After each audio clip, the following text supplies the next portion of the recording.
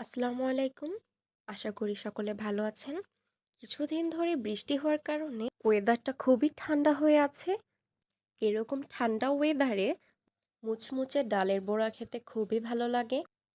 তো যেই বলা সেই কাজ। প্রথমে একটি বাটিতে আমি কিছু পরিমাণ মসুর ডাল নিয়ে নিয়েছিলাম। সেটি আমি ৩০ মিনিট ভিজিয়ে রেখেছিলাম। ৩০ মিনিট ভিজানোর পর কিছুটা ফুলে উঠবে ডাল, তখন আমি ভালো করে ধুয়ে নিয়েছি। ধুয়ে নেওয়ার পর সেটা আমি ব্লেন্ডার করে নিয়েছি। ভালোভাবে ব্লেন্ড করার পর সেখানে আমি পরিমাণ মতো পেঁয়াজ কুচি, কাঁচামরিচ কুচি, ধনিয়া পাতা কুচি এবং কিছু পরিমাণ রসুন কুচি দিলাম, যার কারণে ফ্লেভারটা খুবই ভালো আসে। তারপর কিছু পরিমাণে লবণ, হলুদ ও মরিচের গুঁড়া দিয়ে ভালোভাবে মাখিয়ে নিলাম। মাখানোর পর একটা প্যানে সামান্য পরিমাণ তেল দিয়ে পেঁয়াজগুলো ভেজে নিলাম।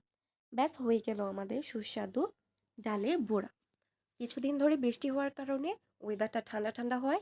এরকম গরম গরম মজাদার ডালের বড়া খেতে খুবই ভালো লাগে। তো আপনারাও ট্রাই করে দেখতে পারেন। টাটা।